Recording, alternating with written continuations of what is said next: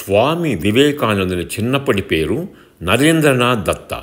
ఎంత తెలివైనవాడంటే అతని చేతికి ఒక పుస్తకం ఇచ్చి, అంటే ఏ పుస్తకమైనా, పురాణాలు కావచ్చు, సైన్స్ కావచ్చు, సోషల్ కావచ్చు, ఏ పుస్తకం ఇచ్చినా ఒక్కసారి చదివిన తర్వాత ఏదైనా ప్రశ్న వేస్తే దానికి సమాధానం చెప్పడమే కాదు, దాని జవాబు ఏ లెసన్లో, ఏ పేజీలో, ఏ పారాగ్రాఫ్లో ఉంది ఇట్టే చెప్పగలడు.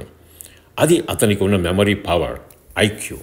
ఈ బాలుడు నరేంద్ర నుండి స్వామి వివేకానందగా మారాడు. యోగాను పాశ్చాత్య దేశాలకు తెలియజేసింది, పరిచయం చేసింది ఈ మన వివేకానందుడే. ఇతని జీవితంలో ఎన్నో ఘట్టాలు జరిగాయి. దానిలో ఒక ముఖ్యమైన ఘట్టం ఈ వీడియోలో తెలుసుకుందాం. ఈ వీడియో నచ్చితే లైక్ చేయండి, షేర్ చేయండి, సబ్స్క్రైబ్ చేయండి. ఈ కింది బాక్స్లో తప్పక కామెంట్ చేయండి. Vivekananda rock memorial. ఇది ఒక రాకీ ఐలాండ్పై ఉంది.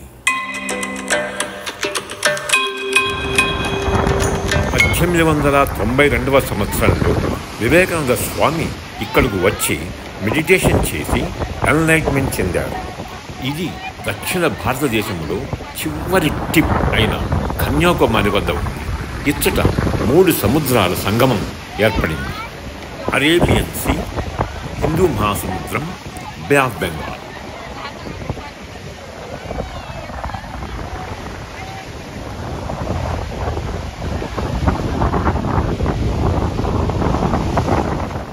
ఈ రాకీ ఐలాండ్ పైన వివేకానంద స్వామి మెమోరియల్ని 1970లో నిర్మించారు.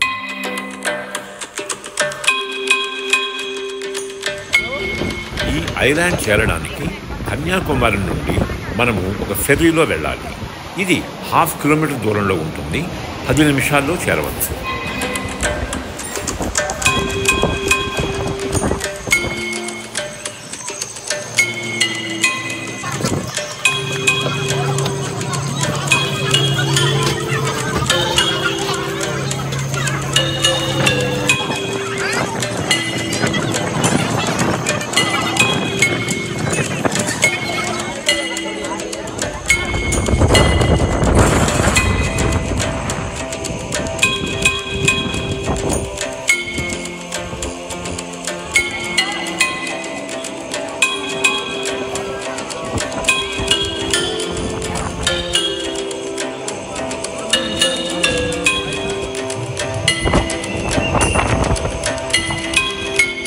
స్వామి వివేకానందుడు దేశ విదేశాలు తిరిగి ఎన్నో సూక్తులు, మంచి మాటలు ప్రజలకు తెలియజెప్పారు.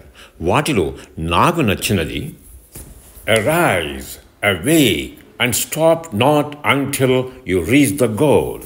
అంటే లే, పైకి లే, నీ లక్ష్యం సాధించే వరకు నీ ప్రయాణాన్ని కానీ నీ ప్రయత్నాన్ని కానీ ఆపొద్దు.